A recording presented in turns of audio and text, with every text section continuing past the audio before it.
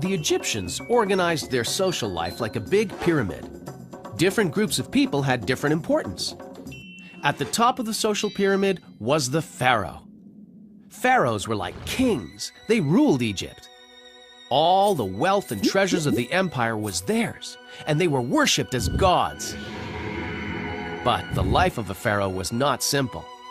It was the job of the pharaoh to maintain order, control the economy, the laws of nature, the seasons, the flooding of the Nile, the movement of the planets. Whew, that's a lot of work for just one person. Second in importance on the pyramid, after the pharaoh, were the priests. The priests' main activities were serving the gods in each of the temples and performing offerings and rituals. Below the priests were the scribes, whose ability was, well, knowing how to write. Although nowadays we all learn to write as children, in ancient Egypt, only a few privileged people were taught how to write. That gave them a lot of power. In Egypt, they wrote using sacred signs called hieroglyphics. Hieroglyphics were drawings which represented sounds, like our alphabet, except a lot harder to write. Though there were more than 700 different symbols, the writing was ruled by clear and simple principles. The fourth place on the pyramid was occupied by the soldiers. Soldiers were in charge of protecting Egypt and the empire.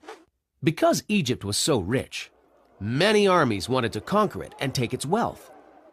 After so many encounters and so many battles, the Egyptian army perfected its techniques and became very powerful.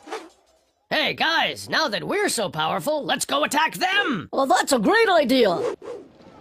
And so the Egyptian army set out to conquer other territories to the east and to the south. One might think that with so much fighting, in peaceful times the army would rest. But in ancient Egypt, there was always something to be done. Officers, when there were no enemies to confront, were devoted to tasks like digging irrigation canals and transporting blocks of stone to the building sites of the Great Pyramids. Finally, at the bottom of the pyramid were traders and craftsmen. Below them were the peasants. And at the very bottom were the slaves, who, though they were at the bottom, held up the whole pyramid of Egyptian society.